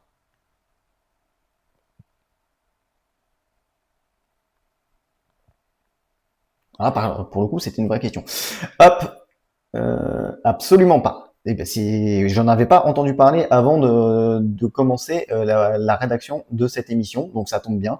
On est sur la même longueur d'onde. Personne n'a jamais entendu parler de France 2030. Et pourtant, si je vous dis, et là vous n'allez pas du tout aimer, que c'est une info du gouvernement français. Alors, France 2030 fête ses 30 ans. Ok, on est bon. Alors que le plan d'investissement France 2030 fête ses 3 ans, pas ses 30 ans, bien sûr, les premières réalisations dans les secteurs stratégiques soutenus donnent à voir des données d'impact concrètes pour relever les défis de demain. Bon, jusque-là, on est bien sur quelque chose qu'aurait pu nous dire notre président. L'objectif, miser sur l'innovation, sur la recherche, l'industrialisation et la formation pour mieux vivre, mieux produire et mieux comprendre le monde. Jusque-là, moi, ça me donne vachement envie, mais j'ai vraiment l'impression qu'on est en train de se fiche de moi. Bon, il y aura des chiffres. Il y aura un petit peu de chiffres tout à l'heure. Ça m'est déjà arrivé de traiter l'eau de rivière pour des industriels, donc pas d'utilisation d'eau potable. Ça, c'est génial. Ça, c'est génial. Alors, miser sur l'innovation, la recherche, l'industrialisation et la formation pour mieux vivre, mieux produire et mieux comprendre le monde. Comment? En soutenant des entreprises, des organismes de recherche, des universités ou des collectivités dans leurs projets innovants au profit des transitions de notre époque et des enjeux d'attractivité et d'indépendance. Focus sur les chiffres clés et quelques pépites lauréates de France 2030. Allez, on est parti. 3 ans après son lancement en octobre 2021 par le président de la République, France 2030 transforme déjà notre quotidien, notre économie, notre environnement. Donc apparemment le son ne fonctionne pas, donc je vais vous éviter d'avoir ça. Les chiffres clés de France 2030, des investissements pour préparer l'avenir. Depuis 2021, près de 35 milliards d'euros ont été engagés pour soutenir plus de 4700 projets innovants partout en France. On va essayer de voir s'ils sont un petit peu détaillés. Ces projets concernent de nombreux secteurs, de l'énergie aux technologies numériques, en passant par l'agriculture et la santé, ou encore la mobilité, le spatial ou la culture. La majorité des aides, on parle de 65% quand même, bénéficient aux petites et moyennes entreprises de taille intermédiaire, donc on appelle ça les ETI, qui jouent un rôle clé dans l'économie française, et ce sont plus de 93 000 emplois qui ont été créés ou préservés grâce à ce programme France 2030. Alors les effets dans la vie quotidienne, on a eu 48 800 nouvelles places de formation qui ont été ouvertes, en aidant des milliers de jeunes à se former aux métiers de demain. Donc on suppose que ça va être des métiers notamment justement de la tech, des métiers numériques ou qui ont à voir avec le spatial ou la culture. La réduction des émissions de CO2 avec une priorité. Grâce au projet soutenu, la France évite chaque année l'émission de 11 millions de tonnes de CO2, contribuant à agir contre le changement climatique. Alors ça, j'aimerais bien avoir un peu plus d'infos là-dessus. Peut-être que la semaine qui vient, donc ce vendredi, on reparlera peut-être de cette réduction des émissions de CO2, puisque là, c'est pas pour moi, c'est pas clair. En tout cas, pour moi, c'est pas clair. Et 9 biomédicaments produits en France. Donc les biomédicaments, qu'est-ce que ce sont? Ce sont souvent des médicaments qui ne seront pas directement avec une cause, une conséquence, mais plutôt qui vont agir de façon à ce qu'on utilise une partie d'une plante, tout simplement, qui va avoir des effets directement sur notre système de santé, notre système immunitaire, et qui va l'aider à produire lui-même les anticorps ou les réponses de défense par rapport notamment à des maladies d'hiver, etc. Des impacts économiques de France 2030. Le rapport du Conseil de surveillance des investissements d'avenir, présenté en juin 2023, souligne l'impact économique majeur que France 2030 aura d'ici 2030, c'est le cas de dire. Une augmentation de la richesse nationale PIB de 40 à 80 milliards d'euros par an. Donc, augmentation de la richesse nationale PIB de 40 à 80 milliards d'euros par an. Ça me paraît une grosse fourchette quand même. Hein. On est une fourchette, on ne sait pas, peut-être un PIB 40 milliards, peut-être 80 milliards par an. Ça me paraît un petit peu trop large comme fourchette, très sincèrement. La création d'emplois nets, donc ça par contre, c'est des emplois qui seront créés entre 288 000 et 600 000, c'est pareil, c'est une fourchette qui est très très large, on est du simple au double. Hein. Renforçant l'emploi dans les secteurs clés, ça m'inquiète un petit peu de lire des secteurs clés. Je sais pas pour vous, mais ça m'inquiète un petit peu parce que si c'est des secteurs clés vers le numérique, vers le spatial, etc., je suis d'accord. Si pour l'État, les secteurs clés, c'est de nouveau les secteurs de la restauration ou des secteurs qui sont déjà en tension aujourd'hui, ça m'inquiète un petit peu de lire juste secteur clé. Plus de 60% des projets soutenus ont été réalisés en dehors de l'Île-de-France, favorisant ainsi le développement des territoires et des régions. Est-ce que j'ai des questions à ce niveau-là? Tac, tac, tac. Le travail m'appelle. Merci pour les infos. Belle journée à tous. Eh ben, merci beaucoup, Son of Midnight, d'avoir été avec nous. Son of Midnight, qui fait aussi du reportage en Normandie et qui est un grand vadrouilleur et qui fait de très très belles photos. Merci d'avoir été avec nous. J'espère que j'ai pas raté le message depuis trop longtemps. Alors, 3 ans d'innovation pour relever les défis de demain. On va s'agrandir le visuel rapidement. Est-ce que vous le voyez bien? Est-ce que c'est OK pour vous? 3 années après son lancement en octobre 2021, les innovations soutenues par France 2030 transforment déjà notre quotidien, notre économie et notre environnement tout en préparant l'avenir. Donc là, on parle de 4700 projets innovants soutenus partout en France, permettant d'éviter chaque année 11 millions de tonnes de CO2. Ça, il va falloir qu'on aille creuser. Je vais aller creuser d'ici vendredi. J'espère avoir des réponses pour vous. 93 000 emplois créés ou préservés, donc ça, c'est plutôt très, très positif. 48 800 nouvelles places de formation pour former aux compétences et métiers de demain. Les défis pour demain, donc justement accélérer la transition énergétique, donc ça on en parlait en tout début avec d'autres pays, mais en France on va essayer d'accélérer cette transition. Investir dans les mobilités décarbonées, donc on va aussi avec l'énergie, investir dans une alimentation saine, durable et traçable, ça c'est une bonne idée. Ça va un petit peu contre le Mercosur, hein, dont on est en train de beaucoup parler en ce moment, mais si on pouvait, ce serait très bien. Innover dans la santé et le médical, c'est un petit peu quelque chose de bateau qu'on entend trop souvent. Si toutefois on continue à faire des biomédicaments, je suis OK. Après, j'entends aussi que vous pouvez ne pas avoir le même avec moi. Encourager la production de contenu culturel et créatif, ça, moi, je suis bien entendu pour. On est en train de faire un contenu qui est potentiellement culturel et créatif. Prendre part à la nouvelle aventure spatiale, explorer les grands fonds marins. Peut-être que si on explore les grands fonds marins, on remettra aussi des micro-fermes marines et qui nous permettront aussi d'aller dessaler de l'eau. Donc pourquoi pas continuons à explorer les grands fonds marins tout en faisant attention, s'il vous plaît, à la faune et à la flore marine. Développer les technologies numériques souveraines et sûres. Donc ça, on va parler aussi beaucoup de sécurité, bien entendu. Sécuriser l'accès aux matières premières, aux composants stratégiques et notamment électronique, robotique et machines intelligentes. On l'avait vu à l'époque de la Covid. Une fois qu'on n'a plus l'Inde et la Chine notamment derrière nous, les matières premières de niveau électronique et robotique, on est quand même pour l'instant encore en décalage. Je dirais pas en retard, je dirais en décalage. Et soutenir l'émergence de talents en construisant les formations de demain. Est-ce qu'on a des nouvelles par rapport à ça? Pour l'instant, c'est OK. On va se faire un gros résumé quand même, parce que là, pour le coup, il y a du sujet. Les secteurs soutenus par France 2030, donc la transition énergétique. La France, avec France 2030, s'engage à accélérer la transition écologique, notamment dans le secteur des énergies. La moitié des 54 milliards d'euros du plan est dédiée à des projets pour réduire notre impact environnemental. Par exemple, des investissements massifs sont faits dans le développement de l'éolien.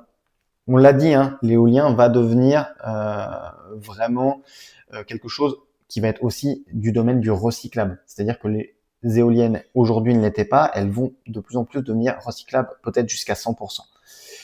Le développement de l'hydrogène décarboné, les sources d'énergie moins émettrices de CO2, des entreprises comme Sovereign Engineering, je le dis très mal je pense, où Genvia travaille pour rendre une énergie décarbonée.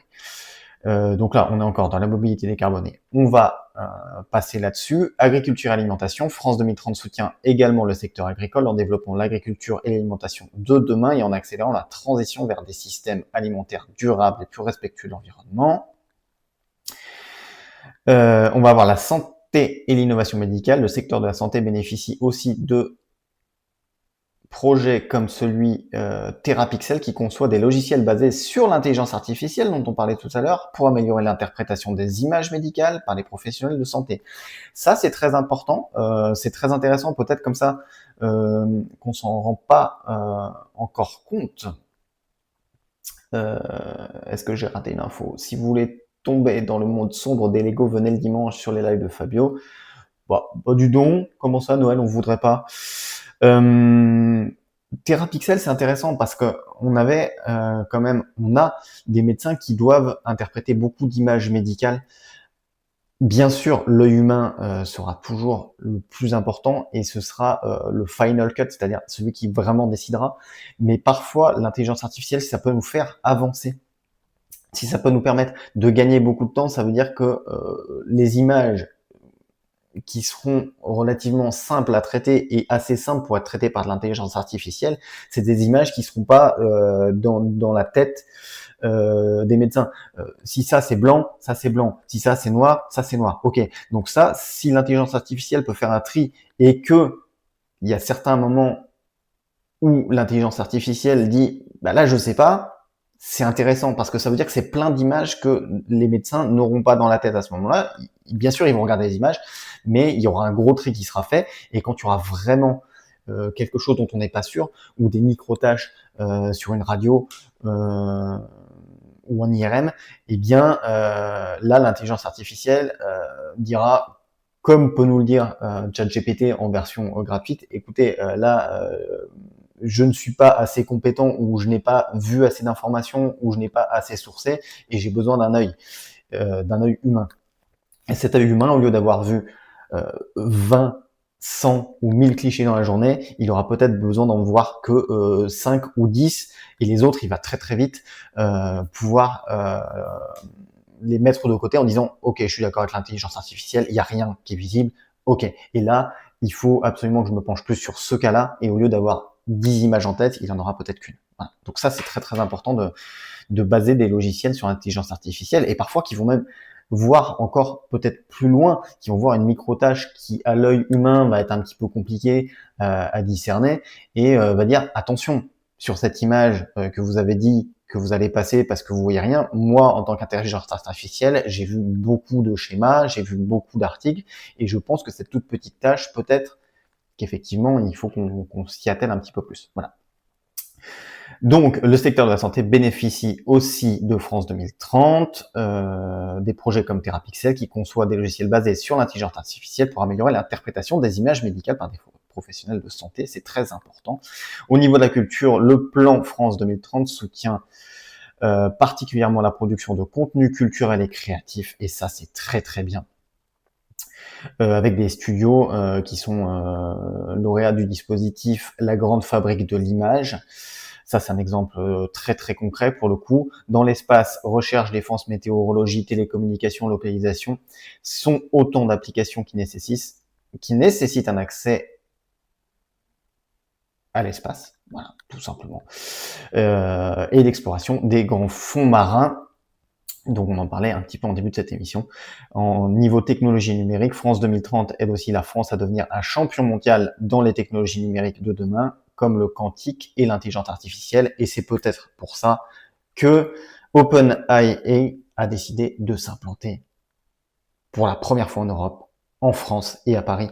Donc bien sûr, ça c'est des choses qu'il faut qu'on ait vraiment en tête. Donc ça s'appelle France 2030. Il va falloir que j'ajoute cette information ici. En info numéro 1, des capteurs pour nous faire économiser jusqu'à 17% d'eau au quotidien. Donc ça, c'était avec ce siphon intelligent. L'info numéro 2, pour la première fois depuis 1973, les plus gros émetteurs de CO2 enregistrent une baisse de leurs empreintes carbone. L'info numéro 3, c'était 1 million de spectateurs pour le hockey féminin, un engouement croissant. L'info numéro 4, c'était capter de l'eau douce en eau profonde de la Méditerranée. L'info numéro 5, c'était OpenAI qui décide de s'installer en région Île-de-France. Et l'info numéro 6, le plan d'investissement 2030 qui fête ses 3 ans. Est-ce qu'il y a des infos qui vous semblent plus importantes que d'autres? Est-ce qu'il y a des infos sur lesquelles vous souhaiteriez qu'on puisse revenir? Je pense que c'est beaucoup, 6 informations comme ça sur le Discord. Pour l'instant, moi, j'aimerais en garder 3 et je compte sur vous, là, pour le coup, pour m'orienter sur celles que vous voudriez éventuellement qu'on garde en priorité. Ce qui ne veut pas dire que les autres, je les garderai pas du tout, mais je pense que là, ça fait pour le coup, beaucoup. Donc, n'hésitez pas à me dire. Sinon, je vais faire un choix moi-même, mais à la limite, je préfère qu'on puisse éventuellement le faire ensemble. Qu'est-ce que je garderai moi de mon côté? Je pense en 1, l'intelligence artificielle, c'est un sujet que beaucoup parlent ces derniers temps. Ok, alors en 1, on va mettre ça. On va mettre ça en 1. Je vous remets sur la page web, hein, comme ça on le fait ensemble. En 1, on va se garder l'intelligence artificielle. Tac, tac. Le fait que ça s'installe en Île-de-France, c'est de ça dont tu voulais parler, DJ D-Drum? Celle de la Chine et de l'Inde et de la baisse de la pollution au charbon. Alors, en 1, Touk, on va se mettre OpenAI s'installe en région Île-de-France, un signal fort pour les innovateurs mondiaux en termes d'intelligence artificielle. L'arrivée de l'entreprise à qui on doit notamment ChatGPT à Paris marque une étape majeure pour l'écosystème de la tech de la région Île-de-France, source Choose Paris Region. Donc ça, je le mets en 1.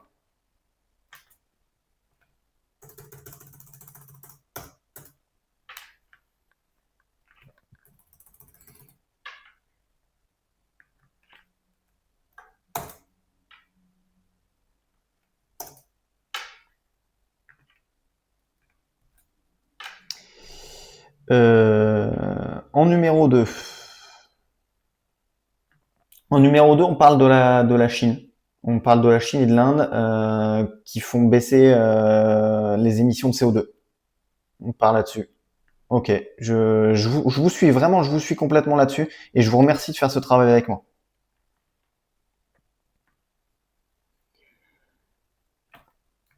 Hop. Et dites-vous que tout ce travail, en fait, vous le faites aussi pour la communauté Discord, hein. C'est pas pour moi ou pour vous ou pour quoi que ce soit. Donc, je vais le faire aussi pour que ce soit lisible sur le Discord. Euh, donc, en 2, on garde ça. En 1, vous inquiétez pas, hein, j'ai fait une copie avant, hein.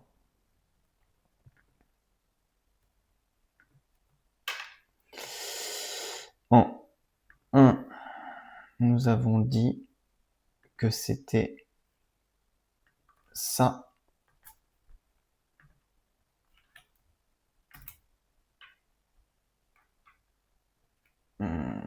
Détaché.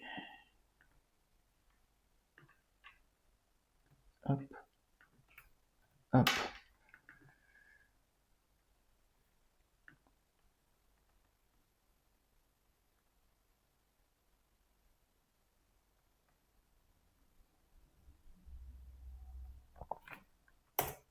Je regarde, hein, vous voyez toujours mon écran, hein, sinon ça n'a pas beaucoup d'intérêt ce que je suis en train de vous faire. Hop, et bon appétit Matouloulou, mais peut-être les titres et les liens du replay. Le lien du replay, alors, je vous le dis tout de suite, ce sera sur YouTube, parce qu'il y a une très très belle personne ici qui m'a dit que ce serait très intéressant d'avoir ça sur YouTube, et il y aura les liens, effectivement, aussi. Tac, donc là, on reprend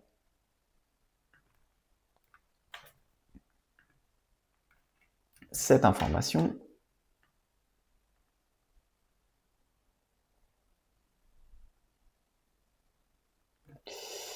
Et on reprend bien sûr le cadre.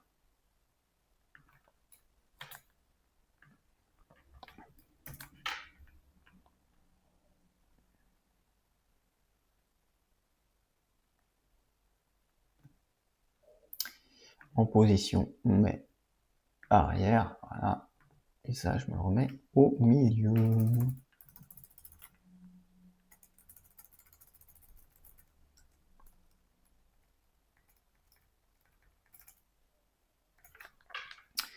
Donc, information numéro 1, OpenAI s'installe en région Île-de-France, un signal fort pour les innovateurs mondiaux en intelligence artificielle. Information numéro 2, les plus gros émetteurs de CO2 enregistrent une baisse de leurs empreintes simultanément en 2025. Et qu'est-ce qu'on va choisir comme dernière information? On va se faire le petit récap. On a le hockey féminin, peut-être que c'est une good mood, mais c'est peut-être pas la chose la plus importante. Je laisserai le sport, car le sport, c'est comme la musique, c'est un langage universel. Ah bah tu vois, c'est exactement... Moi, je serais d'accord aussi, hein, parce qu'après capter de l'eau douce en eau profonde, ouais, c'est vrai que c'est hyper intéressant aussi. Enfin, de toute façon, les sujets avaient été quand même assez intéressants, mais on peut laisser le sport. Est-ce que ça vous gêne, vous, si on laisse le sport ou pas? Parce qu'effectivement, moi, le plan d'investissement France 2030, c'est la première fois où on en entendait parler. Si on l'a pas, ça va pas me changer le café, quoi. Je mets tout ça dans mes notes, hein. Hop, comme ça, on aura toutes les infos. On les aura quand même pas perdues. On laisse le sport. Salut Vénérable Gila, j'espère que tu vas bien. Après le truc de France 2030, je mettrai en dernier. Bah en fait, je veux pas le mettre du tout. Info numéro 1, moi je mettrais OpenAI. Info numéro 2, les émissions de CO2 qui baissent en Chine et en Inde. Et info numéro 3, 1 million de spectateurs pour le hockey féminin, un engouement croissant. Est-ce que ça vous va? Moi, je pense qu'on va faire ça. Ouais, c'est vrai, j'aurais pu. Non, c'est faux, c'est faux. Bah oui, j'aurais pu utiliser l'intelligence pour résumer mes articles si j'avais absolument pas la conscience que j'ai et l'éthique que j'ai, et si toutefois ce good mood devenait quelque chose de complètement ridicule à mon sens. Mais je comprends la vanne, Vénérable, je l'ai complètement. Hop. Bon, je vérifie que tout est centré, parce que ça, c'est un truc qui va me perturber.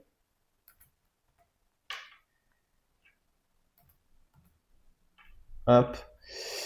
Je partage en téléchargement la page actuelle.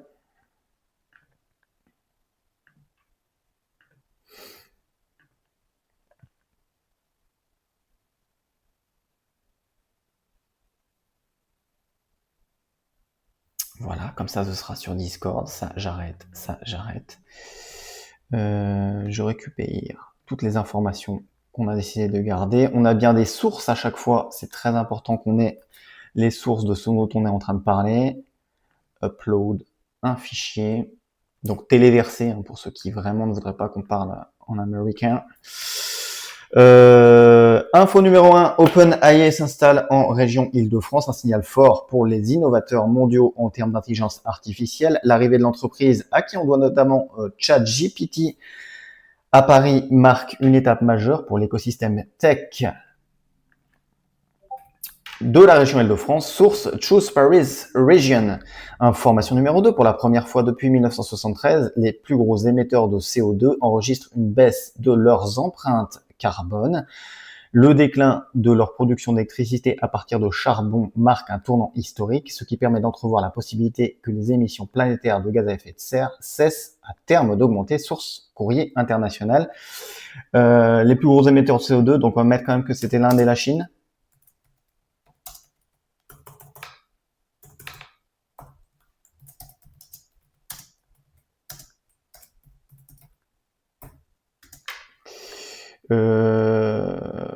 Je vais vérifier mon info quand même. Hop.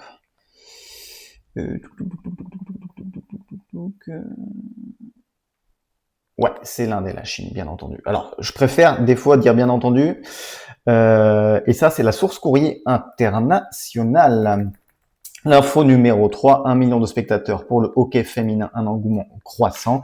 Le millionième spectateur a été atteint avec une foule de 14 288 personnes lors du match de hockey féminin, mettant en vedette le Frost du Minnesota et les Sirens de New York au Little Caesars Arena le dimanche 16 mars 2025. Source The PWHL. C'est noté. Il me reste à vous souhaiter une agréable journée. Merci beaucoup de m'avoir suivi. Je le rappelle, Good Mood, c'est à suivre le lundi, le mercredi et le vendredi à partir de 10h. Le lien pour le direct, c'est Twitch, ce sera juste ici. Et le récap sera sur YouTube